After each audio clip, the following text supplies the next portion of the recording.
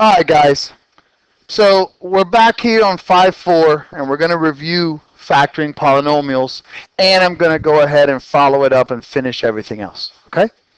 So as far as factoring polynomials goes, the first thing that we learned how to do was to factoring the GCF out of any polynomial.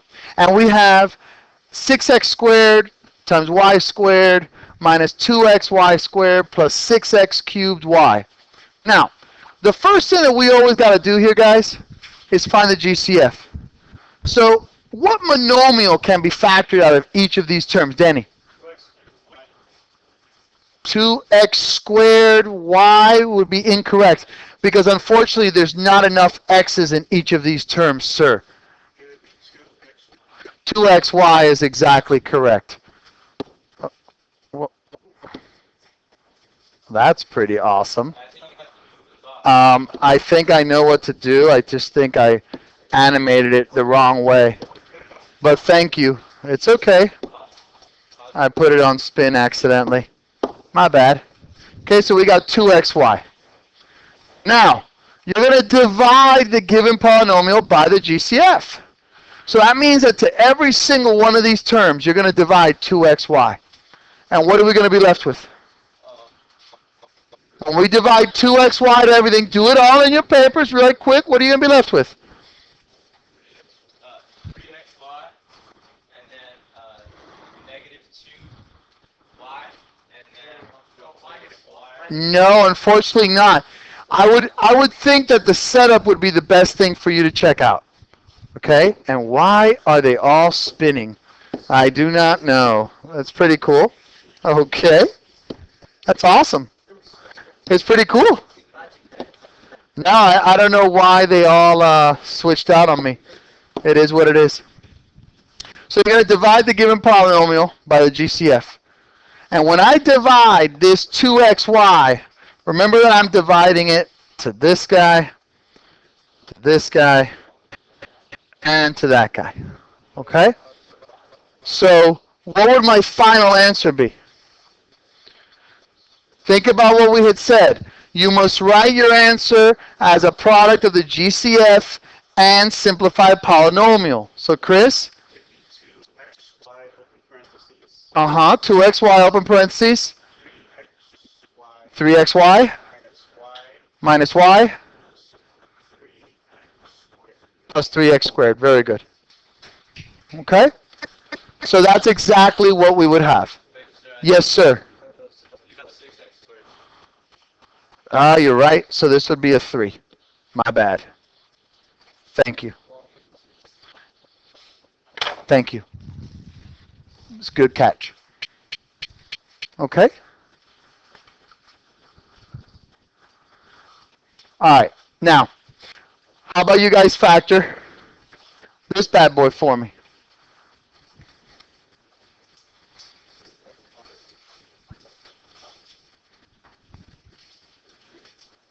Yes, sir?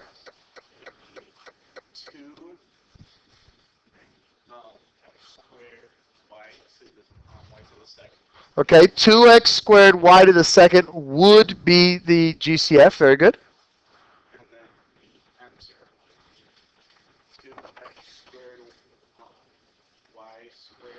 2x squared y squared. Good.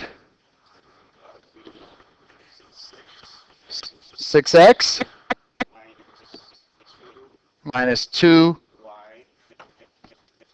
minus 2y plus 3x to the second, y to the fifth. Awesome. That's exactly right. Make sense? Okay, this is it. You're done. If you wanted to write this in standard form, you could write it as 2x squared y squared times 3x squared y to the fifth plus 6x minus 2y. Yes, sir, absolutely right. Either or are correct. If I asked you to write it in standard form, this one would be absolutely correct. Yes, sir. Does it always have to be in standard form? No, the question was, does it always have to be in standard form? And the answer is no, not Not always. It's more standard that way. But in this case, when you're factoring, it doesn't really matter. Okay. But for us, why don't we just stay it as a standard of we'll always put it in standard form. Yes, sir. Danny. On the midterm, that's copy. On the midterm, you're going to put whatever choice is the right choice, son. That's how I want it. On the test, when you're doing it open form and you have free response, I want it in standard form. Thank you. Okay? So that's factoring with GCF.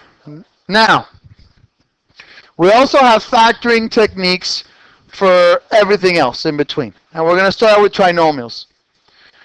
When you have the form x squared plus bx plus c, you have a setup that you got to really follow. The setup is going to be variable, space, parentheses, parentheses, variable, and a space. After you put your setup, you're going to ask the following question. What times what equals c, but when added together is b? So what times what is c, but when added together is b? Okay? Yes, sir. Okay, we're not there yet, though. I'm not asking you yet. I'm going over the setup, please. Thank you, though, sir. Now, for this example, okay, first of all, you would first put your setup, though. Okay? So your setup would be y space, parentheses, parentheses, y space.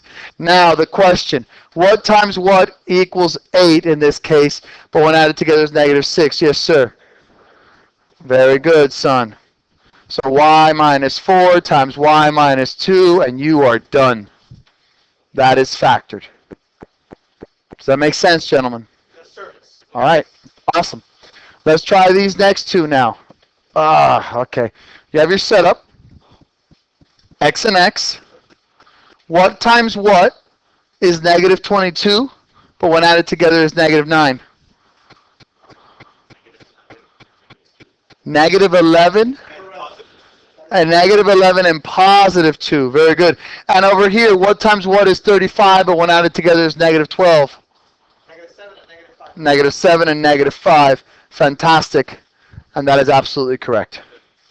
Yes, sir. Just to verify, does the order in which we put the numbers in the parentheses matter? Of course, because we already said that we want it in standard form always. So, like, talking about if you put negative 2, The question was, does it matter if you switch out the 2 and the 11? No, it does not, because this is called the commutative property of multiplication. X minus 11 times x plus 2 is the same thing as x plus 2 times x minus 11. Yes, sir.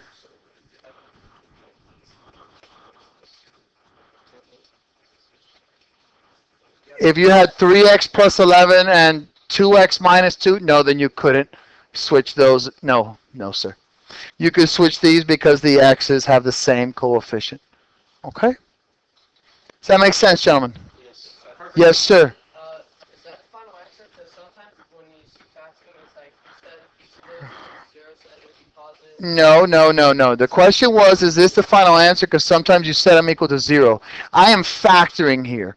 I'm not solving. Okay. We're going to move on very soon, though, where I'm going to give you this, but I'm going to set it equal to 0. And then what I'm basically doing is I'm finding the solutions of the parabola. Bless you. I'm finding the solutions of the parabola. Because in a parabola, it's a U-shaped graph, as we know, and it goes to the x-axis twice, right? Those 2 points that go to the x-axis, those are what are called the solutions or the roots or the real zeros. Okay? We're factoring, though, right now. We're not solving anything. This is the step before we actually solve. And that won't come until we get to the quadratic functions and formulas. Okay? Thank you. Now, let us move on. Now, if we have the form ax squared plus bx plus c, where a is greater than 1 but less than, and I wrote that wrong.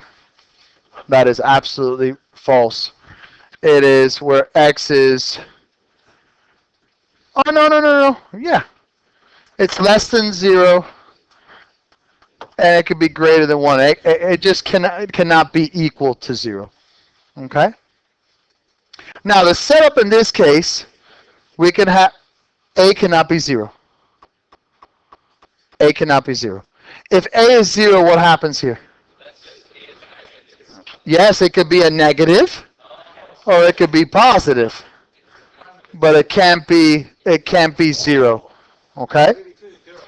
Correct, sir. Now, for your setup, you're going to put your AX and your AX on both. Just the way it shows. Now you're going to multiply the A times the C to find a new C. Then you're going to follow the same procedure, okay, as the form x squared plus bx plus c, but you use the new c value instead. And then we're going to do what's called imaginary factoring. All right. Now, let us first actually, let's get rid of this for a second. Okay. We have 2x squared plus 13x minus 7. First thing we always want to do is have a proper setup. So we have 2x, 2x. That's the same thing that I did in step 1. AX, AX. Okay? Now, step 2 says multiply A and C to find the new C. Well, that's what I just did over here. I multiplied 2 times negative 7, giving me a negative 14, and that is the new C. Now I go to step 3. What times what is the new C, but when added together is B? So what times what is negative 14, but when added together is positive 13? Eddie. Positive 14 and negative 1 is absolutely correct. And now we do our last final step, and that's called the imaginary factoring. It's called imaginary because we're going to factor something that's common, okay, to either of the binomials or both. But you're not going to pull that GCF out. You're just going to get rid of it. This is a trick. Okay, it's not real math, it's a trick. So that's why I call it imaginary factor.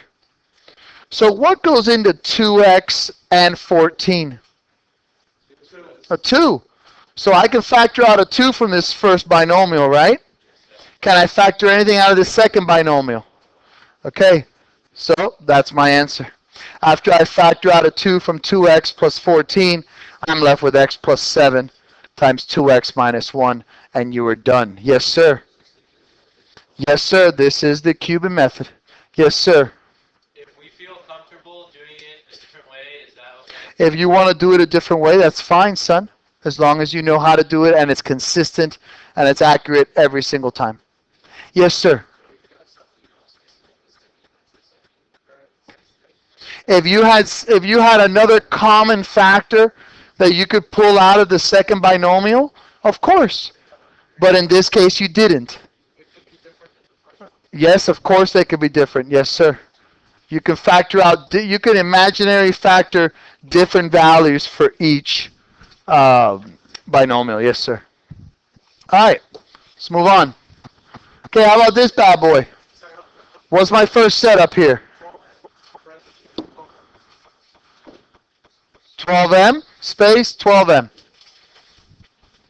Second step is to multiply A times C. So what's 12 times negative 6? Negative 72. That's my new C.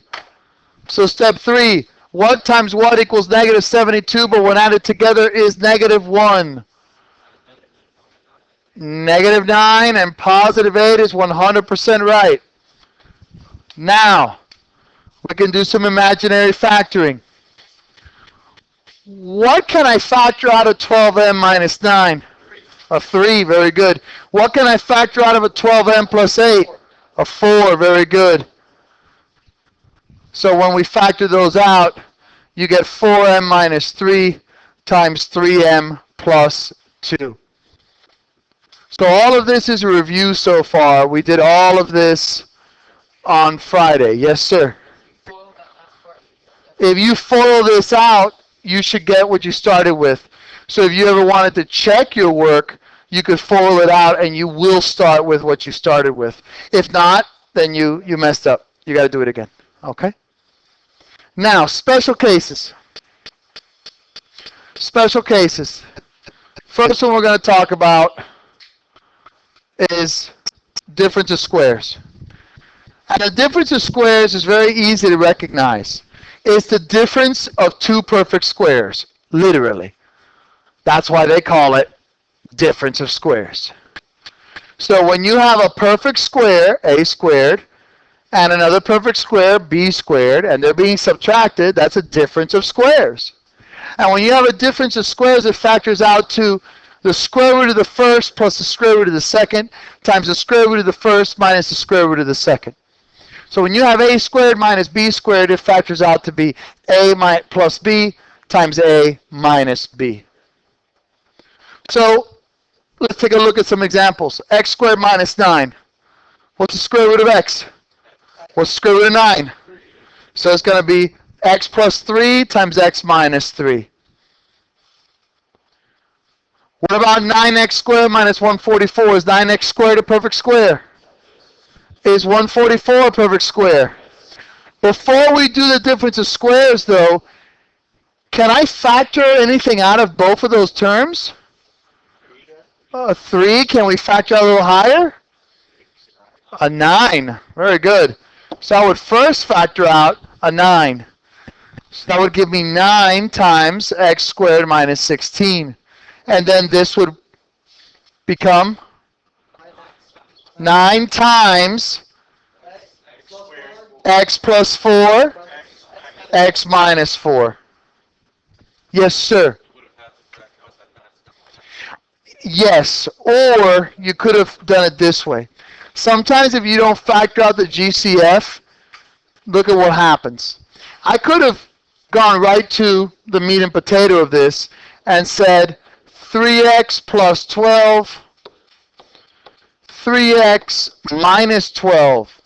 But guess what? Can't I factor out a 3 from both of these? And what's 3 times 3? So I factor out a 9, and then I have x plus 4, and then x minus 4. So it's not that you can't, my brother. It's that it makes your life a lot easier if you go ahead and do it right from the get-go, in my opinion. Because if not, sometimes people will forget to factor out this 3 right here. Or they'll say, oh, I factored out 3 twice, so it's just a 3 here. But no, it's a 3 times a 3. So instead of getting to that confusion, it's a lot easier to just go ahead and factor out any GCF always. Okay, thank you, son. And then now here, what will my answer be here? Yes, sir.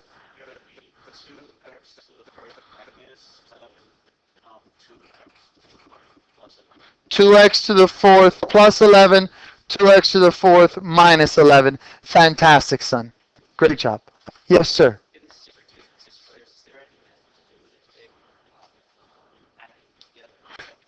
That's a great question. Is there such thing as a sum of squares? No. If you have x squared plus 81, that's it. It's x squared plus 81. It's unfactorable. And what do we call something that's unfactorable? Prime. Very good. Thank you, son. May I continue, gentlemen? Okay. Now, sum of cubes. Sum of cubes is exactly what the name implies. It's two perfect cubes that are added together, hence a sum of cubes. So I have a cubed plus b cubed. That factors out, check it out, guys, to a plus b times a squared minus ab plus b squared. Trust me. I know you guys are thinking, wait, you must have messed up, Mr. Moore. There shouldn't be a negative in front of the AB. There should be a positive. No, trust me, I'm not wrong. Look at what I put here for A, though. It says find the value of A and B, then plug into the formula. Very simple. Yes, sir. How come it's not 2AB? Because it's not 2AB, because that's not the formula. That's why. It's not a plus because that's not the formula. It is the way it is because that's the formula. So, guys, I know it may seem weird, but this is the formula. So I would learn it if I were you. Now, how do we find this A and this B? Very simple. Find the cube root of it. Yes, sir. Okay, what would my A be? The A would be CD. Yes, it would be CD. You don't need to yell because this has a canceling effect and it will not pick up your voice anyways. But thank you, sir. I appreciate it. Okay, so CD, yes. What would my B be? 3. Yes, the cubed root of 27 is 3. Now, plug it in. A, which is CD, plus B, which is 3, equals A squared, which is C squared D squared, plus A times C, which is 3CD, plus B squared, which is 9. And you're done. Very easy. How I got the A and the B. What is the cubed root of C cubed D cubed?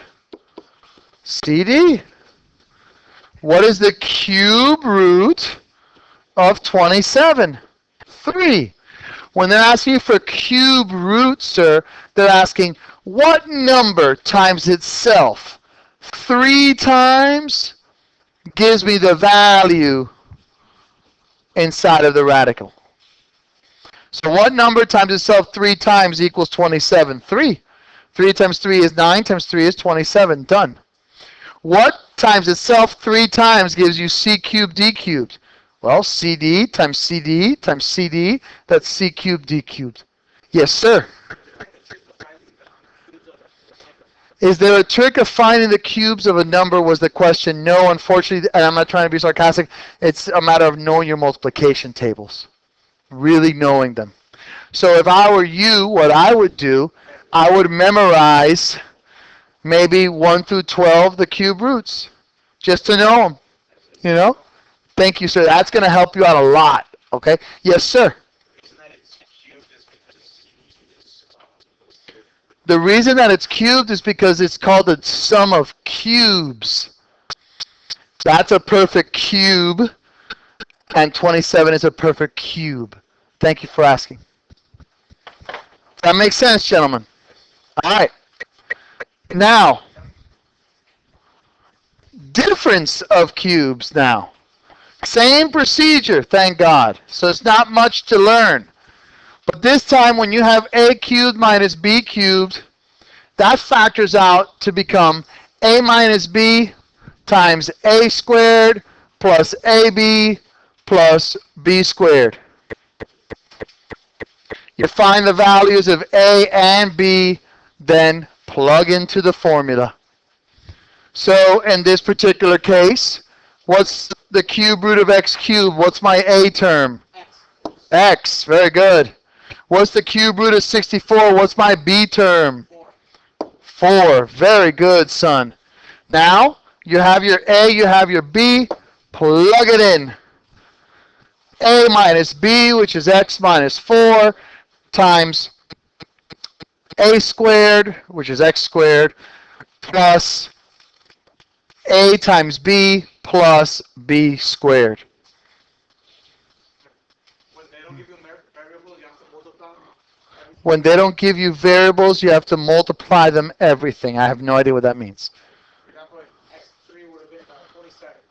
You want to add 8? If x cubed was 27 and then you had minus 64, you would just add them, son. If you had 27 minus 64, of course you don't find this difference of cubes because you add the numbers.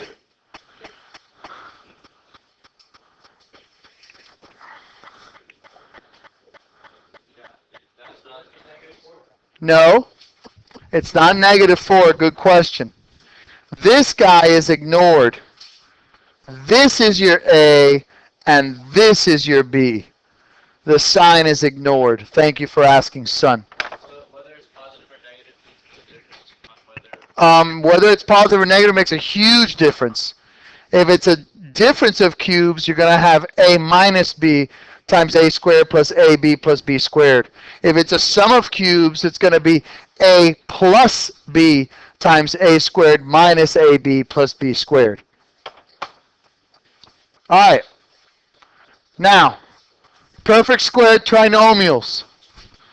Perfect squared trinomials will come in the form of A squared plus 2AB plus B squared, or A squared, messed up, minus 2AB plus B squared.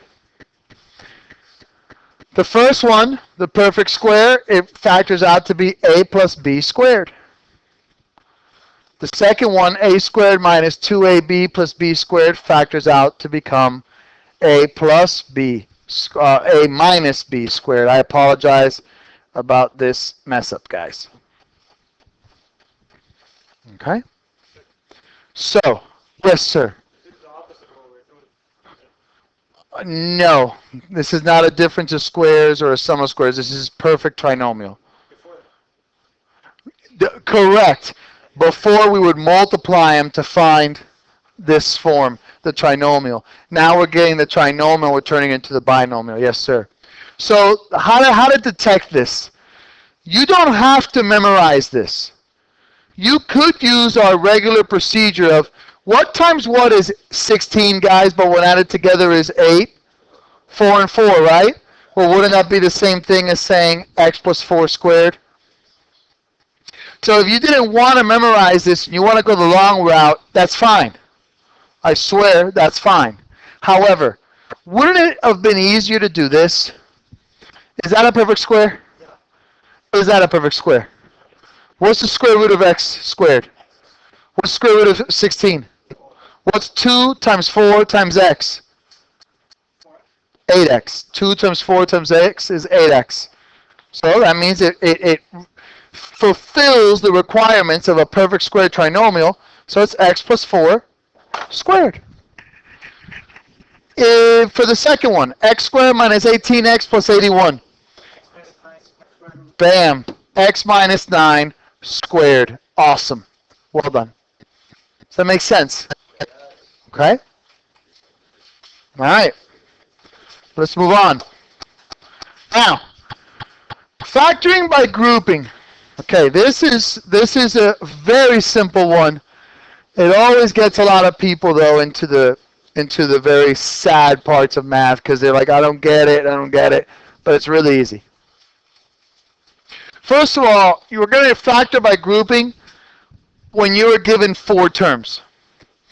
If you are given 4 terms, that should be an indicator for you. Hey, we're going to do grouping. And this is how grouping works.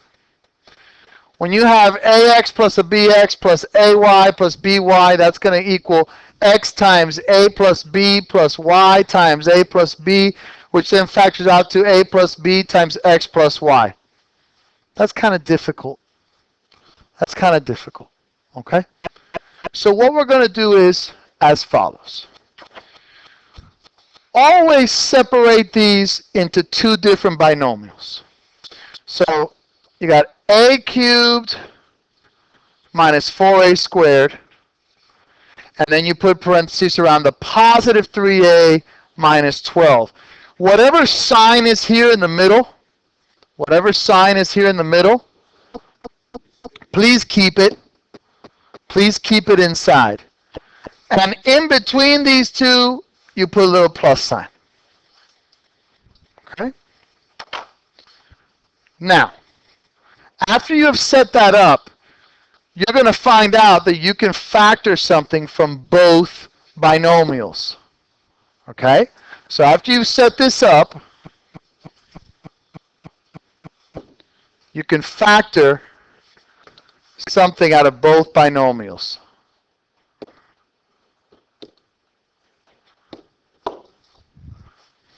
And from my first binomial, I can factor out an a squared.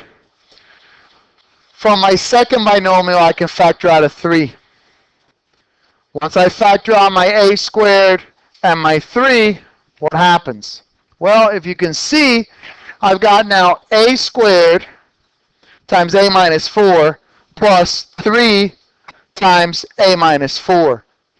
Do you guys notice how you have two binomials that are exactly identical, a minus 4 and a minus 4? Can't I factor out an a minus 4 from this guy and this guy? So that's exactly what we do. We factored out the a minus 4. And actually, that should not exist.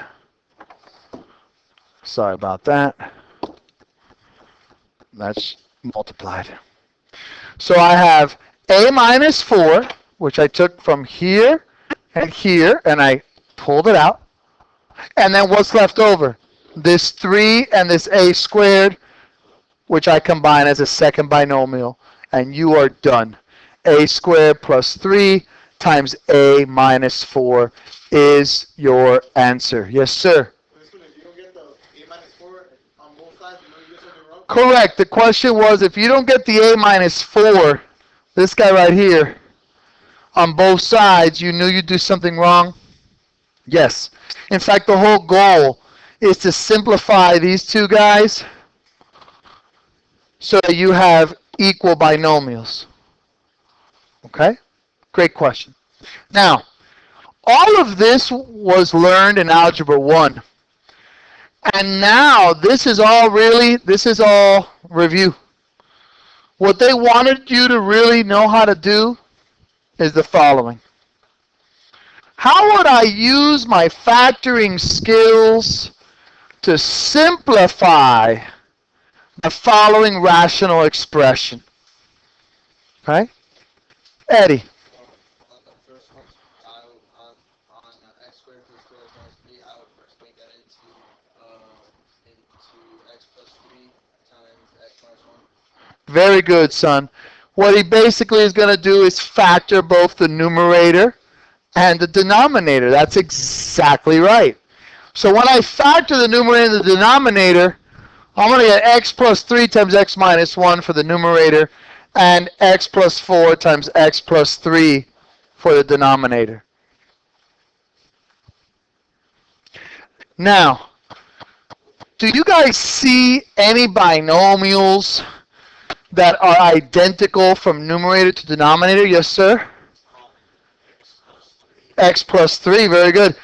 What do you think we could do with those binomials? Abso-freaking-lutely. You can cancel out the x plus 3 and x plus 3. And then what am I left with, gentlemen? X minus 1 over x plus 3. You're left with x minus 1 divided by x plus 4.